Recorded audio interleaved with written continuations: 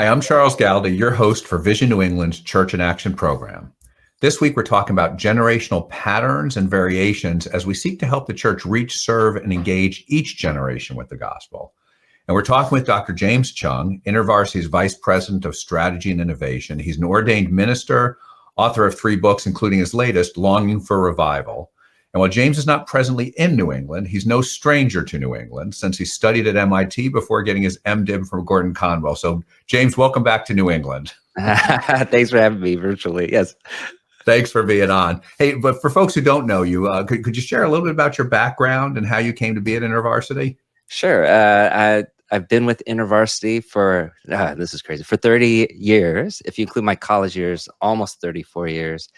And how I came to be with Intervarsity, I was the wayward. I grew up in the church, grew up with Christian parents, but when I got to college, other priorities slipped in. So I was that frat boy backsliding in his faith.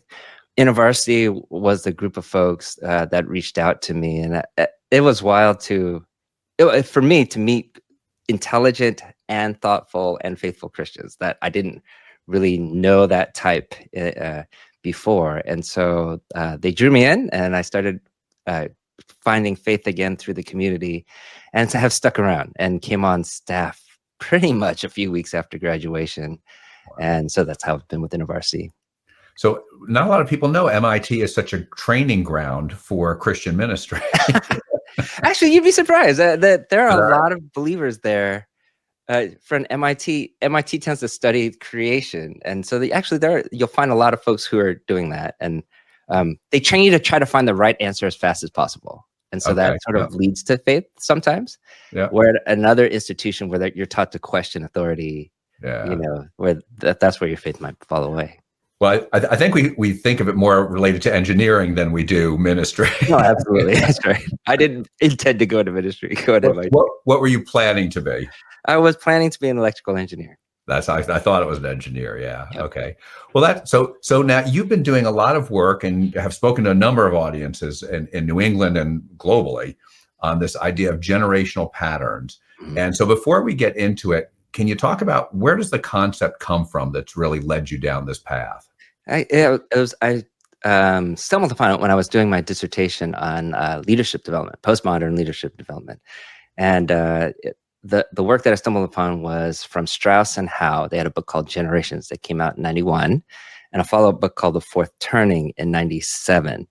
And those are the books that outlined a generational theory for this and that this generational theory was where the idea came from. And what they had seen by looking at American history is that there's a 4-generational cycle that has happened, according to them, since the 1500s. Or sorry, not that far back. No, I believe it's something around there. 60s or something like that, if I remember. They actually pushed it way back. Yeah. But except for the Civil War, where there was such a jarring event for our country that it skipped a generation. But then after that, it continued. And that fascinated me. And I was trying to think of the spiritual implications of that cycle. Mm. And so then you've explored those the kind of spiritual dimension, or coming at it through that prism. Mm-hmm. And so can you talk us through what that, maybe to give context, what are the 4 generations? What's the repeating cycle that the book Generations talked about? And then how are you looking at it through that faith prism? Yeah, and I'll use the titles from The Fourth Turning, but the 4 generations have a characteristic, and they're often reacting to the previous generation. So there's the prophet, the nomad, the hero, and the artist.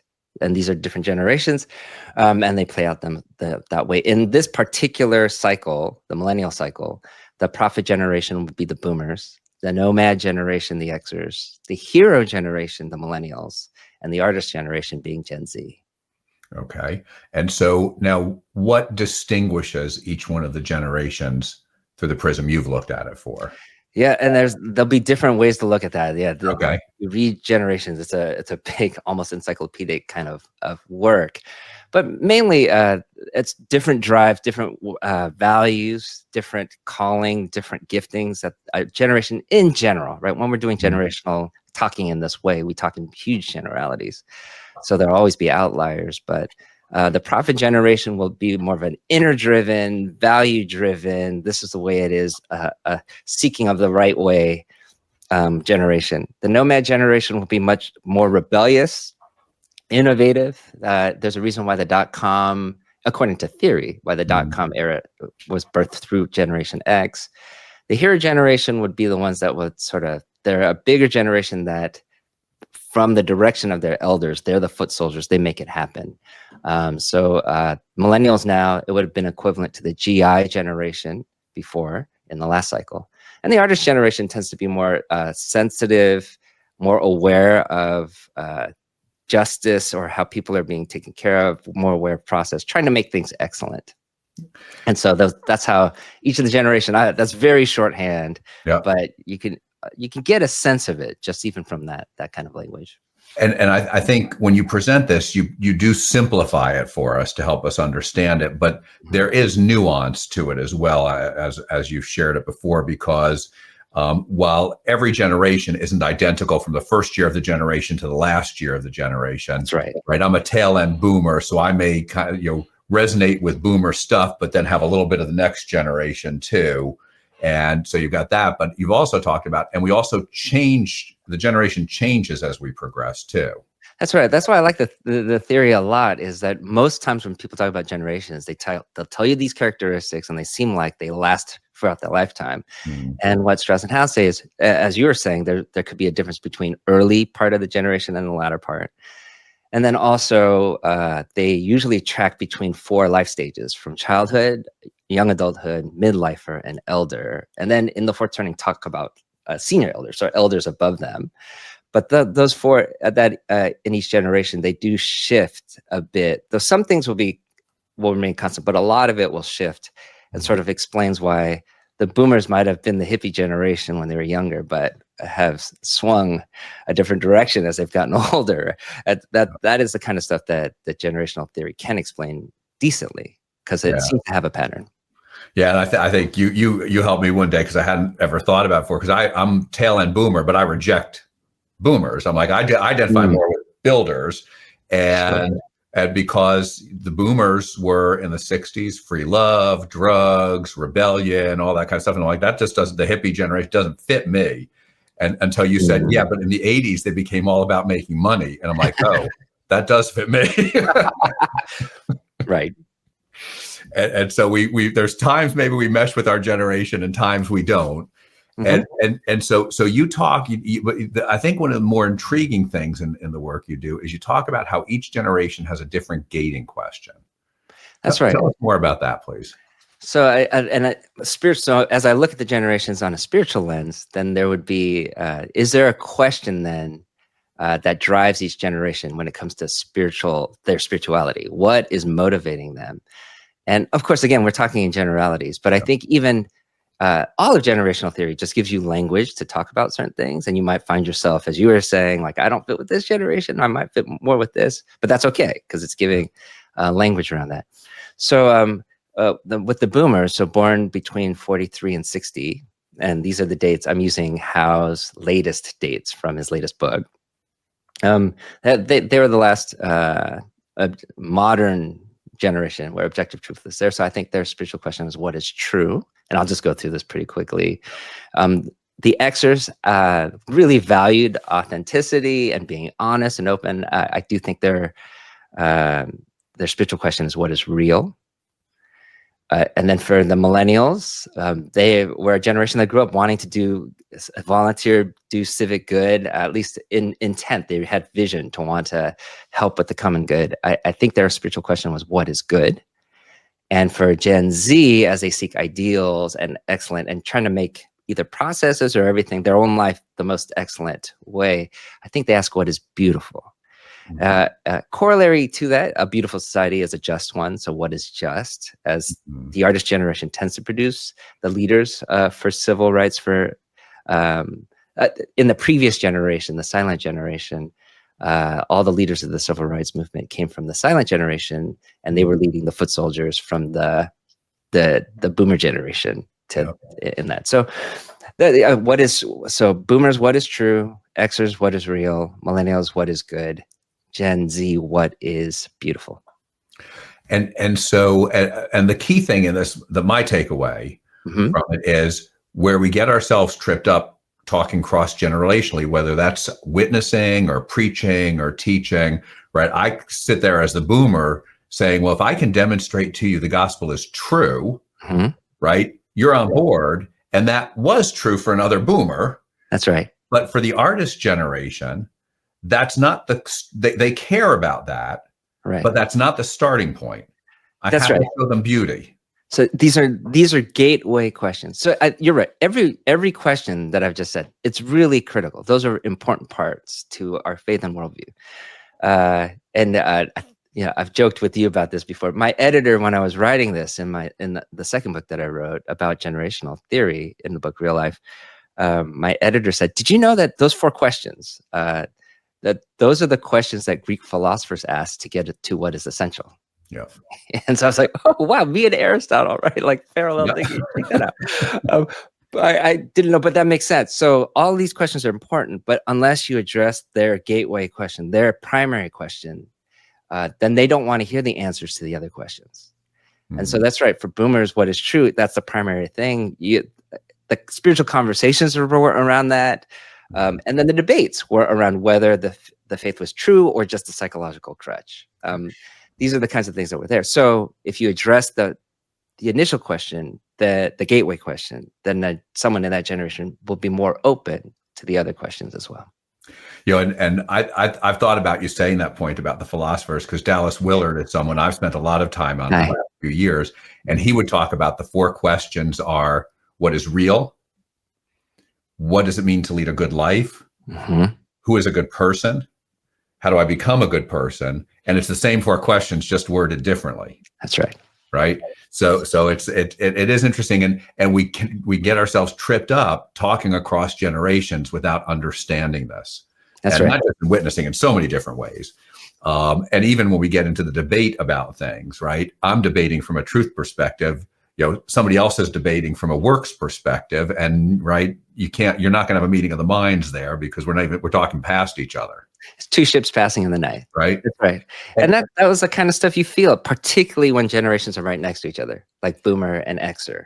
Yeah. So the boomers, like, they're the ones that were, well, how come people don't care about the word of God anymore? And there's because of this desire for truth. And so the argument around truth is exciting to the boomer generation. Like, let's just talk about it. Let's debate it, because there's a truth to discern through the debate. But for Xers are like, can we not fight? I'm glad that truth is true for you. Can you just be honest about how you're really doing? And that was, you're right. So the values, even in conversation and trying to talk about faith, is so different.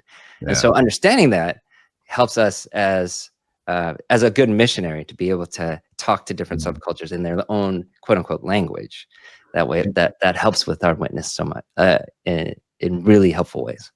And when I hear you talking about each one reacting to the other, that's really intriguing to me, because I do sit and I say, okay, so boomer, truth is right, the evidence that demands a verdict, right, and all that kind of stuff, where the apologetics emphasis, and I do care about it. And if you come to my Sunday school class, I'm teaching truth, but now I've had to adapt it to try and touch other generations. Not that I don't teach truth.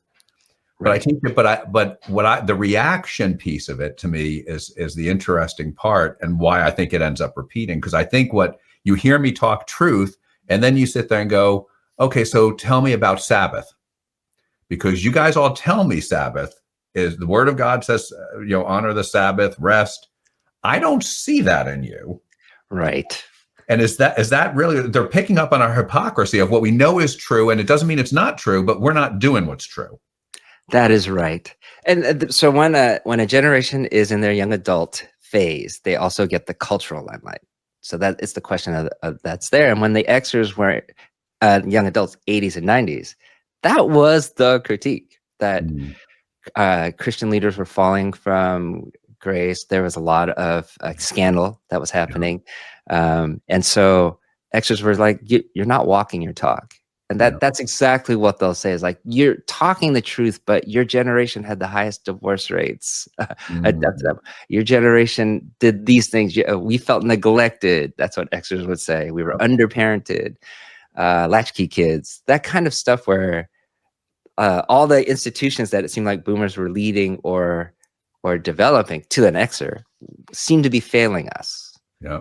And so we couldn't trust the elders. We had to trust people that were more our peers. And our TV shows reflected that, right? Moving from Leave It to Beaver to Cheers, from Father Knows Best to Friends, right? That's that plays itself out. So yeah, that's exactly right. And because we sensed the hypocrisy, we didn't want to hear what you had to say about truth, because apparently it didn't matter to you, right? That's how it seems to us. And right? That's so now those people have children, right? And say, okay, it's good that's real, but I think if I understand what you're saying, their reaction to was, well, real isn't always something that works. I want to know what actually works in your life, right? It's fine if that's what it is, but some of that real stuff is ugly. That's right. Well, for the Xer, the ugly side of it is at least you're being honest, and there's a way to build trust, like hanging out in coffee shops when a lot of ministers, that's because Xers needed it, because we really didn't trust a lot of people out of the gates, a very skeptical generation. But you're right, because we would, in reaction to the boomers who lived to work, we wanted to work to live. And so like the Cheers tagline, we just wanted to go where everyone knew our name. Community wasn't an end in of itself. But for the next generation, they said, no, community's not an end in itself. It's meant to do something through. I want to be on a team. I want to shoot, score, build something, do something. And so they reacted to Xers who seemed like they were just in their own clubs and hanging out or just being social, but not really doing anything for the world. So it's like, you're being honest, but you're no value. It's kind of their critique to us. And it's like, I just want to be on a team that's going to make a difference. And so if you're telling me that if I go to your church, right, that all we're going to do is get together and sing songs, then really, I want to be a part of a team that's going to help the world be a better place. So that you can see how they're reacting to that. And then for Gen Z, they're reacting. They're saying what works.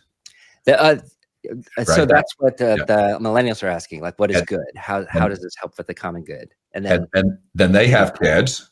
They have kids. And Gen Z goes, like, hey, you've been doing all this stuff, but like, is this really the good life? Is this the beautiful life? Is this the life that you were meant to live? So it's having an impact, but I'm not sure it's beautiful, fulfilling.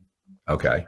That's right. That's right. And they've seen the millennials have big dreams and talk a big talk about getting there and doing all this good, but have they really? Right. There's a little bit of that, but even more, they don't want to stress out. The Gen Z now, like they're feeling stressed and anxious, and you're doing all this stuff. You're about do, which is not beautiful.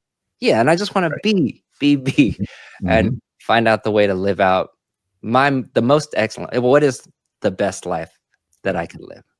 And now they have kids. And in a flip, because that generation, as they've sought their best life, it looked material and it'll look soulless. And so the generation after, which will be akin to the boomers, will say, but what's at the ideal? What's at our heart? What's the truth? What do we need to chase? What's really true north about us? And they will be the prophet generation to a seemingly soulless, materialistic generation that sought comfort. That's fascinating. Right. And rinse, wash, repeat. Right. That's right.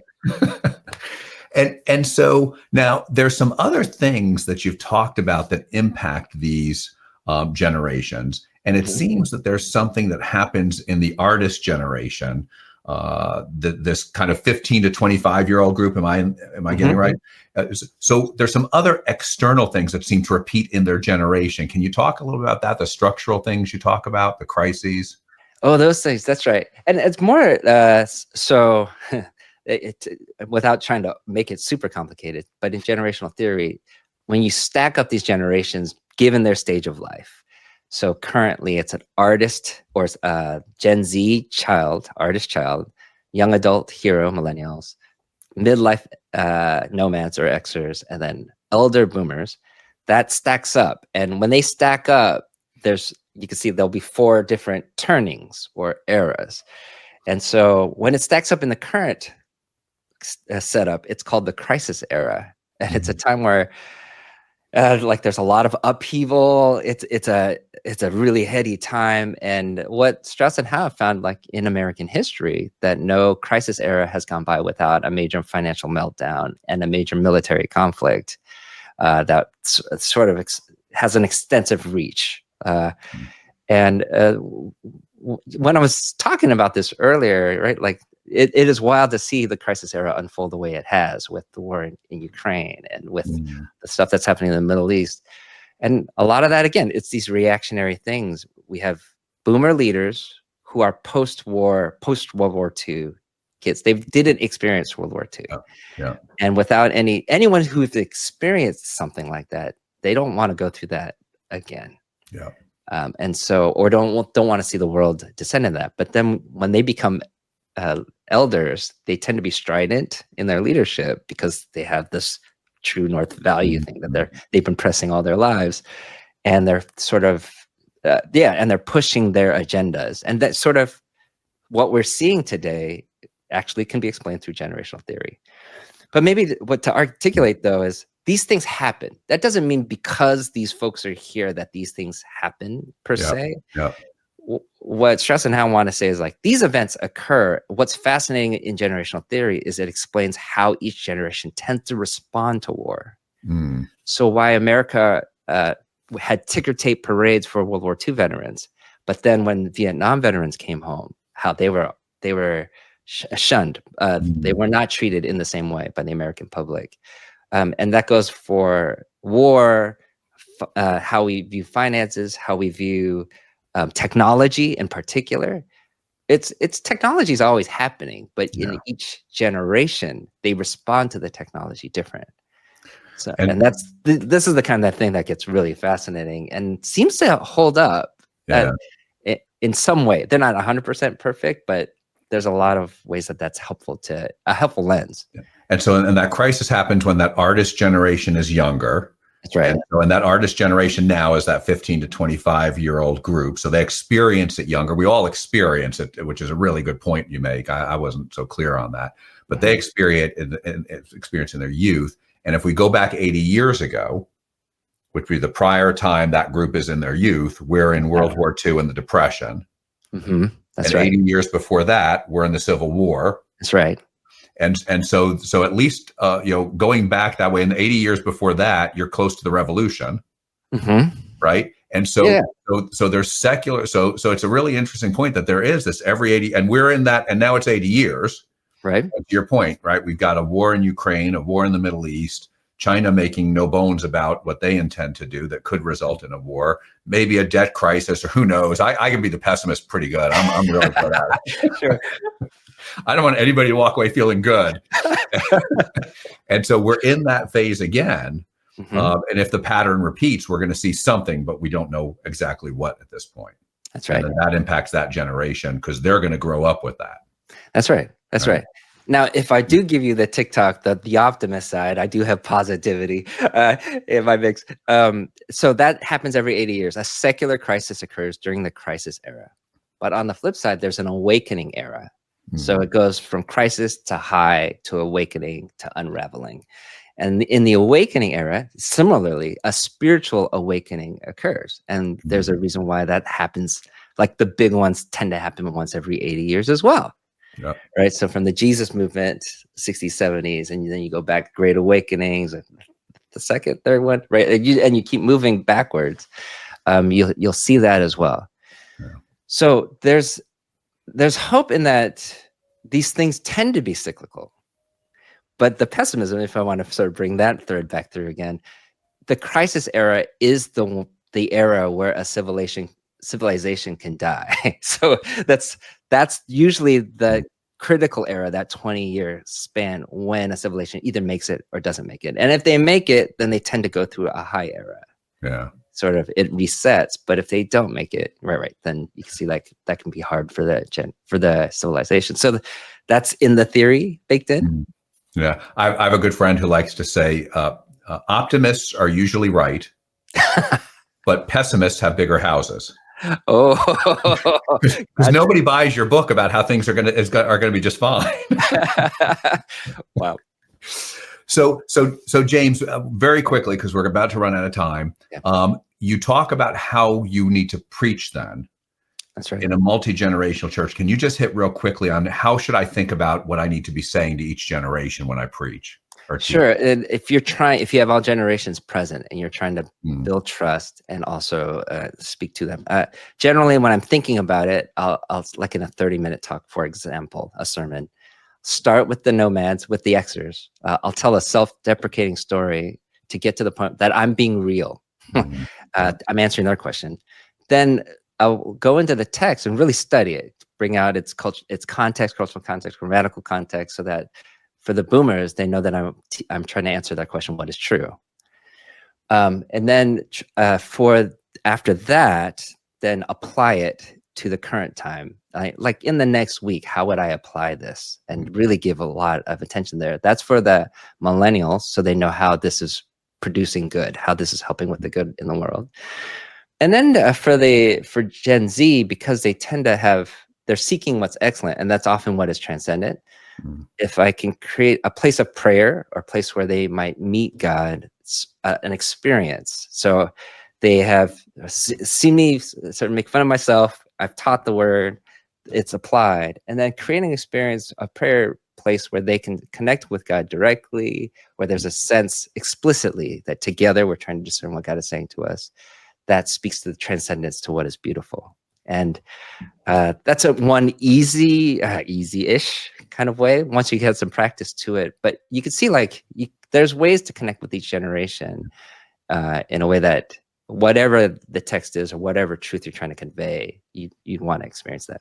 I could go into that more, but that would be the general way. And that's a great way for folks to start thinking about it. I've done that at your encouragement, and it's young people have talked to me afterwards in a way that normally young people don't talk to me. So it makes a connection. So thank you for that, for my own ministry, but thank you for other people who are hearing that too.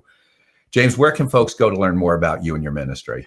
You can come to jameschung.net. Yeah, Choung, jameschung.net. Thanks. And if anybody has trouble, reach out to Vision New England. We'll get you connected. James, thank you again for your ministry. And thanks for taking time today to be with us and for helping us all through this need to minister and reach cross generations. My pleasure. Thanks, Charles. Thanks. Bless you, brother.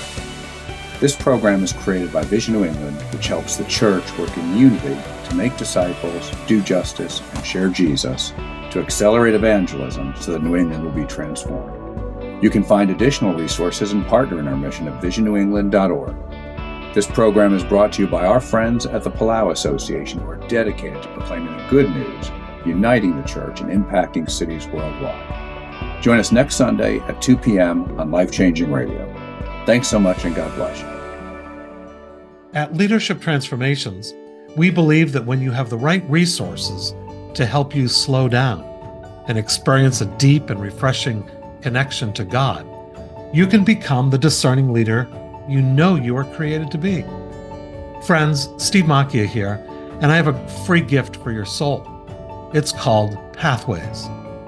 Pathways is our weekly email aimed at offering you soul-nourishing content for the journey. It contains readings, prayers, spiritual practices, a link to the Discerning Leader podcast, as well as information about all of our upcoming soul care retreats, workshops, and online offerings. So head on over to leadershiptransformations.org today and sign up for this free resource. It will help you slow down and be more. God bless you, friends.